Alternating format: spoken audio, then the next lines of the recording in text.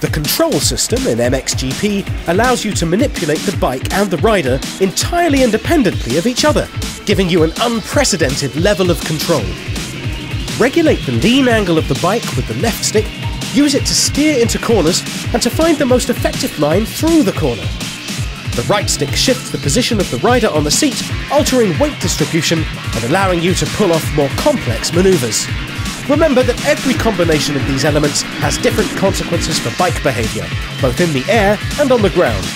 To learn how to make the most of these combinations, check out the other tutorials in the multimedia section in my MXGP.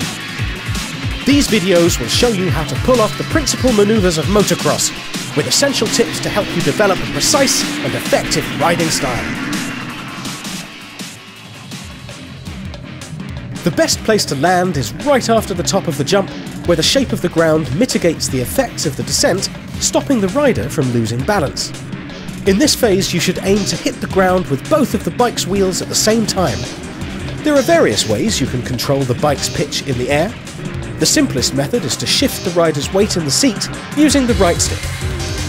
You can also use the accelerator and the rear brake. Accelerating will tend to raise the front wheel, while putting on the rear brake will direct the front wheel downwards. Obviously, both techniques are effective, and the choice of which is better adapted to your riding style is up to you.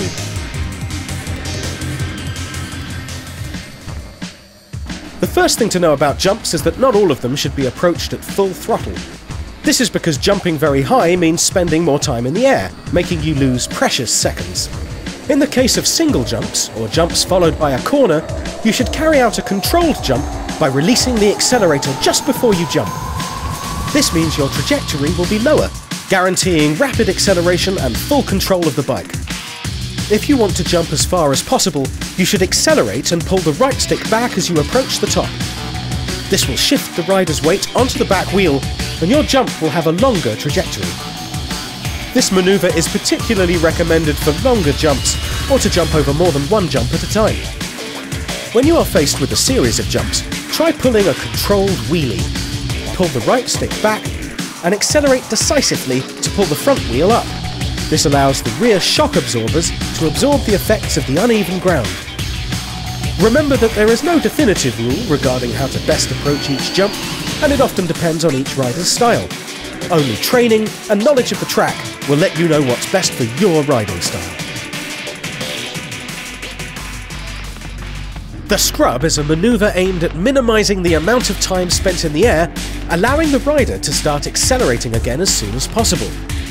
To perform a scrub, move both sticks in the direction you would like to scrub towards, causing a sharp sideways movement of rider and bike.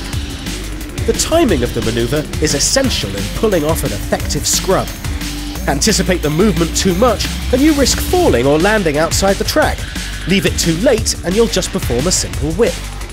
The ideal moment is just before the actual jump, when the wheels of the bike are about to lose touch with the ground. The better your timing of the scrub, the more linear your trajectory will be. Mastering the scrub can make a significant difference on the track, but obviously not all jumps can be taken on with this approach. You will have to use your riding experience to judge where and when scrubbing will be to your advantage. The quickest way to slow down coming into a corner is to use the engine brake, but if you want more powerful braking, you can resort to the front brake. This will guarantee reduced stopping distance, but at the same time it requires greater lean precision to avoid compromising bike stability and the consequent risk of falling. While the rear brake may not be as powerful, it allows you to combine braking and leaning. This technique narrows the line through the corner significantly, and is particularly useful on tight corners. Use of the accelerator while cornering depends on the type of line the rider wishes to follow. On flat corners, a tight line through the corner with short bursts of acceleration is most effective. Banked corners allow a more open line through the corner, where you can accelerate decisively to take advantage of the outside edge of the track and gain speed coming out of the corner. In both cases, you can control bike oversteer by shifting rider weight forward with the right stick. Get as much practice as possible on each track, trying out different lines. This is the only way to work out what the ideal lines are for each corner.